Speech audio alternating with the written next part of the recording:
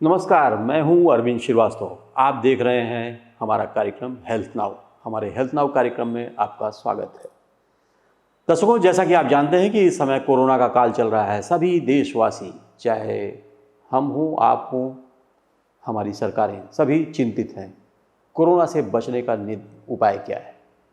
ऐसे में हमने ये भी देखा कि WHO के गाइडलाइंस का हूबहू तो नहीं, लेकिन पालन हुआ। बावजूद इसके बहुत सारी परेशानियां हैं, बहुत सारे लोग परेशान हो रहे हैं इस काल में, कोरोना काल में।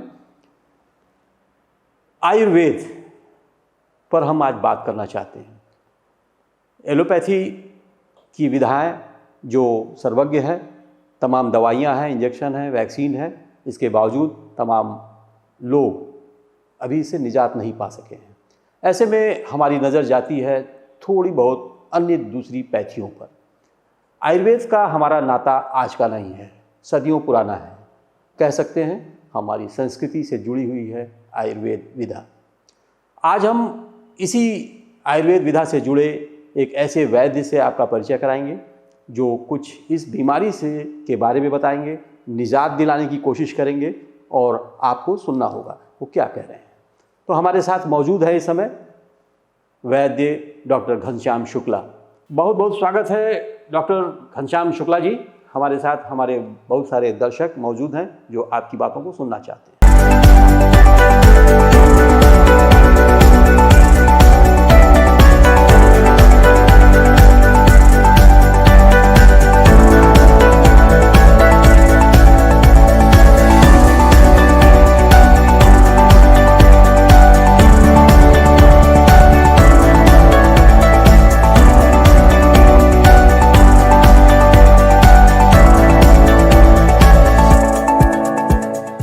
डॉक्टर साहब, ये सारी बातों के बाद आज सबसे ज़रूरी है एक बहुत ही अहम सवाल, आयुर्वेद क्या है? ये आयुर्वेद तमाम लोग जानते हैं इसे कि क्या है, बावजूद इसके आज का जो यूथ का कुछ ऐसा खास वर्ग है जो शायद आयुर्वेद के बारे में न जानता हो।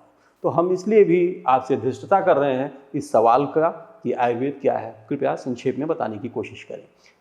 आयुर्वेद अनंत है, आदि है। आयुर्वेद चूँकि ये प्राचीन काल से एक ऐसी विद्या रही है, वैदिक काली प्राचीन विद्या रही है, जिसे संपूर्ण स्वस्थ रहने की व्यवस्था इसमें बताई गई है। हम कैसे स्वस्थ रहें, इसमें संपूर्ण प्रकाश हमारे ऋषियों ने डाला है। अगर इसको हम आज के ज़माने में, आज के समय में अगर इसका सदुपयोग करते हैं तो हमें लगता है कि बहुत ज़्यादा स्वस्थ रहने में बहुत ज़्यादा लाभकारी सिद्ध होगा आयुर्वेद। नई पीढ़ी से मैं कहना चाहूँगा कि आयुर्वेद को लोग समझें। आयुर्वेद एक ऐसी विधा है जिसे हमारे प्राचीन पूर्वजों ने इसको अपनाया और आज तक हमको यहाँ तक लाया इसके माध्यम से। ठीक है, तो आयुर्वेद एक बहुत उच्च विद्या जो ऋषियों ने हमारे लिए दी है, महामानव ने हमारे लिए दी है, जिसके माध्यम से हम पूर्ण स्वस्थ रह सकते हैं। इसके साथ साथ क्या कोरोना की महामारी से बचा जा सकता है इस आयुर्वेद विधा से? जी बिल्कुल, कोरोना एक महामारी, इसके पहले भी बहुत सारी महामारियाँ आई हैं जिसको हमारे आदिकाल के वैद्यों ने बहुत अच्छे ढंग से इसको मैनेज किया। उसको अगर हम फिर से फॉलो करें आयुर्वेद के माध्यम से तो मुझे लगता है कि इन महामारी से निपटा जा सकता है। ठीक है, तो अगर हम उनके विचारों पे, प्राचीन विचारों पे प्रकाश डालें तो हमें लगता है कि उन लोगों ने जिस ढंग से इसको पहले ज़माने में भी क्वारंटाइन रहने की बात वो करते रहे कि आप घर में रहिए, कहीं बाहर न करिए, ये जो क्वारंटाइन रहने की बात है हमारे प्राचीन ऋषियों की ही देन है, नई बातें नहीं हैं। इस महामारी के संबंध में क्या प्रिकॉशन, सावधानी हम लें? चूँकि प्राचीन आदिकाल में भी ये वर्णन रहा है कि हमें क्वारंटाइन रहना चाहिए, बाहर नहीं। जो जैसे बच्चे पैदा होते हैं उस समय कहा था कि आप अंदर रहिए। तमाम सारी चीज़ों में हमारे यहाँ ऋषियों ने तमाम कारणों से अंदर रहने की व्यवस्था बनाई थी। जैसे महामारी थी, मीजल्स थी, उस समय भी कहते थे कि आप अंदर रहिए, बाहर में। तो ये हमारे ऋषियों ने ही प्राचीन काल में बना दी थी। ये तो उसका एक आधुनिक वर्जन है जो एलोपैथ के लोग लेके आ रहे हैं। ये सब हमारी प्राचीन काल में बन चली आई है। ठीक है, दूसरी चीज़, हम लोग सैनिटाइजर काम करते थे उस ज़माने में, गोमूत्र का प्रयोग करते थे उस ज़माने में, हवन के माध्यम से हम सैनिटाइजर काम करते थे। ये सबसे बढ़िया सैनिटाइजर का काम उस ज़माने में प्राचीन काल में चलता रहा है। हमारा अगला सवाल है कि क्या सचमुच जितनी मौतें हो रही हैं वह इसी बीमारी से या खौफ से या फिर जो हार्ट अटैक हो रहा है उससे भी हो रही है, लेकिन दिखाया जा रहा है या बताया जा रहा है या हमें महसूस हो रहा है कि ये सारी मौतें कोरोना से हो रही हैं। हमें लगता है कहीं कहीं लोग पैंडेमिक हैं, भयभीत हैं लोग ये महामारी को देख करके। लोग हमें दहशत में हैं, क्योंकि आज के ज़माने में इतने लोग मेंटल रूप से मजबूत नहीं हो पाते हैं, क्योंकि लोगों की आज की रहने जो स्टाइल है, खाने पीने की स्टाइल है, वो मानसिक तौर से मजबूती प्रदान नहीं करती है। अगर लोग इन प्राचीन व्यवस्थाओं पे देखें तो हमें लगता है कि वो मानसिक तौर से काफ़ी मजबूत होंगे, और सिर्फ हमारे प्राचीन व्यवस्थाओं में ही मिलेगी, आधुनिक व्यवस्था में वो नहीं मिलेगी। ठीक है, तो हम चाहेंगे कि सब लोग वो पैंडेमिक ना हो और उन प्राचीन व्यवस्थाओं पे जाएं, पुनः देखें, अध्ययन करें कि हमारे वैदिक काल में क्या व्यवस्थाएं होती थी, कैसे लोग मजबूत होते थे, तो काफ़ी उससे राहत मिलेगी और इससे हमें लगता है कि मौतें भी कम होगी अगर मजबूत होंगे लोग तो। चलते हैं अगले सवाल की तरफ। डॉक्टर साहब, अगर कोई किसी के संपर्क में आ जाता है, टच होता है, जो पॉजिटिव है, तो तुरंत से आयुर्वेद में क्या दवाएं हैं? जी बिल्कुल, तुरंत दवा है। अगर तुरंत जो है, चूँकि आधुनिक युग में सैनिटाइजर काम एल्कोहलिक रूप से कर रहे हैं, हालांकि वो भी खतरनाक है, लीवर और तमाम डैमेज करेगा। जो भी हम एल्कोहलिक सैनिटाइजर यूज करते हैं वो लीवर को डैमेज करेगा, वो स्किन को एब्जॉर्ब करेगा और तमाम समस्याएं पैदा करेगा। लेकिन अभी चूँकि महामारियों से बचना है, इसलिए हमें पहले बचना पड़ेगा। अगर वो संपर्क में आता है पहले तौर पर, तो निश्चित तौर से पहले साबुन से हाथ धुले वो, ठीक है, कोई डिटर्जेंट से हाथ धो ले वो। दूसरी चीज़, वो नमक पानी का गलाला करे वो। अगर उसी 2 घूंट का, जिसमें सौरचर लवण, सेंधा नमक, सौरचर लवण और ये नमक को लेकर के उबाल के 2 घूंट पानी का सेवन कर ले, उसी पानी से वो गलाला कर ले, तो हमें लगता है कि पूरे वायरस से बचा जा सकता है। डॉक्टर साहब, अगला सवाल कि अगर कोई पॉजिटिव है तो अपने को कैसे ठीक करे, ठीक रखे? निश्चित तौर से जो आजकल वर्तमान में ट्रीटमेंट चल रहा है, पहले तो हम इस पे ध्यान देंगे कि जो एलोपैथ चिकित्सा पद्धति में जो ट्रीटमेंट कर रहे हैं, हमें लगता है कि ये प्रकृति विरुद्ध चिकित्सा कर रहे हैं।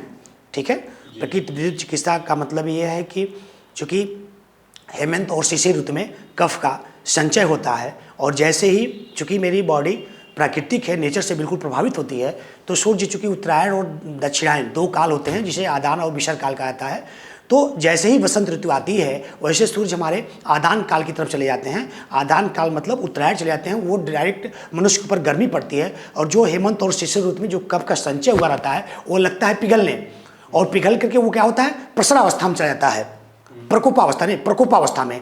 तो जब वो कफ का प्रकोप होगा, यानी हर दोष का एक स्थान होता है, तो जब वो कफ पिघलेगा तो प्रकोप करेगा, यानी बढ़ेगा। अगर उसी कफ को जो प्रकोप कर रहा है, उससे होता क्या है कि अगर हम उसी हेमंत और शिशिर ऋतु में सही तरीके से भोजन, जो सही अनुपात में भोजन करते रहेंगे, तो वो कफ का परिपाक पूरी तौर से हो जाएगा। जैसे ही बसंत ऋतु आएगी, वो कफ अमूमन निकल जाएगी। ये हर साल ये होगा, हर साल बसंत ऋतु में ये कफ का प्रकोप होगा, कफ बाहर निकलेगा। ये एक तरह से दोष है। कफ अगर निकल जाए तो मुझे नहीं लगता है कि कहीं ये दोष पनप पाएगा, क्योंकि कोरोना वायरस कफ के बीच ही पनप रहा है, और यही कफ निकल जाए तो पनपने का कोई सवाल ही नहीं है, न पनपेगा न कोरोना फैलेगा। इसलिए हम चाहेंगे कि जो हेमंत और शिशिर ऋतु में जो हम भोजन लेते हैं, ऐसा भोजन लें, ऐसी चीज़ लें जिसकी वजह से कफ का जो कफ प्रकोपावस्था में जो प्रकोप तो होना ही होना है, लेकिन वो संपूर्ण से परिपक्व रूप से प्रकोप पाए, ताकि वो बाहर निकल जाए, वो रुके मत। अब उसके बाद जब प्रकोप होगी तो वो प्रसर करेगी, फैलेगी, फैलाव करेगी। अब हम क्या कर रहे हैं कि हमें लगता है कहीं प्रकृति विरुद्ध चिकित्सा, यानी कसाय रस की चीज़ें, आयुर्वेद भी बहुत सारी चीज़ें हैं जिसमें पित्तवर्धक आहार ले लेते हैं, या एलोपैथ वाले भी पित्तवर्धक दवाओं का सेवन करा करके कफ को सुखा दे रहे हैं। कफ सूखने के बाद हमारी लंग में जाकर वो चिपक जा रही है, जिससे लंग पूरी तौर से ऑक्सीजन नहीं ले पाती है, और हमें लगता है कि कहीं कहीं ऑक्सीजन इसीलिए कमी पड़ रही है, नहीं तो वायुमंडल में संपूर्ण रूप से ऑक्सीजन है, जो हम आप लेते हैं और जीवित भी हैं। चलते चलते डॉक्टर साहब, एक ऐसा अहम सवाल है, बड़ी चुनौतियां हैं। जी हाँ, हम बात कर रहे हैं तीसरे वेव की, आनी तय है। क्या आयुर्वेद में इसका निदान है, और अगर है तो क्या है? जो चीज़ संभावित है उसको अभी कहना उचित नहीं होगा, लेकिन अगर वैज्ञानिकों ने अपने तर्क से परीक्षण किया है, तो अभी हमें नहीं लगता है वो कहीं कहीं तभी होगी जब बारिश की 2 बूंदें पड़ेंगी पृथ्वी पे, जब सूर्य बहुत तेज पड़ेंगे, और वही हमें लगता है कि बारिश के पहले, यानी ज्येष्ठ के लास्ट में और आषाढ़ के प्रथम मास में, प्रथम वीक में इसका प्रकोप फैलेगा। क्योंकि उस समय इंसेफ्लाइटिस का अगले समय में इंसेफ्लाइटिस का प्रकोप होता था। अब वही फिर ये कोरोना का रूप, चूंकि वो भी कफ संबंधी ही दोष थे और ये भी कफ संबंधी ही दोष है। कारण ये है कि जैसे बारिश की 2 बूंदें पड़ती हैं, वैसे वायुमंडल में मॉइस्चराइजर हो जाएगी और आंतरिक कंडेंसर की मात्रा बढ़ जाएगी। कंडेंसर बढ़ेगा तो आदमी सांस फूलेगा, इसलिए कहा जा रहा है कि बच्चों के ऊपर इसका इफेक्ट पड़ेगा। हमें लगता है कि यही कारण नहीं है। डॉक्टर साहब, आपने बहुत सारी बातें बताई, जो संक्षेप में लेकिन बहुत ही सारगर्भित, जो हम समझ सके हैं, हमारे दर्शक समझ सके हैं, वो ये जो आपने बताया कि हमें अपने जो लाइफ स्टाइल, पुरानी जो लाइफ स्टाइल जिसे हम छोड़ चुके हैं, जिसे हम भूल चुके हैं, उसे फिर से अपनाना होगा। शायद यही एक तरीका है। तो डॉक्टर साहब बहुत बहुत धन्यवाद आपका, आपने समय दिया विदा लेने का। तो हम चाहेंगे कि हम ठीक है, नमस्कार। तो ये था हमारा आज का हेल्थ नाउ कार्यक्रम का सफ़र, जो अब यहीं समाप्त होता है। अगले पड़ाव पर फिर मिलेंगे किसी नए डॉक्टर्स के साथ, विशेषज्ञ चिकित्सक के साथ। वो बताएंगे हमें तमाम समस्याओं के बारे में। तो अब हमें दीजिए विदा। नमस्कार।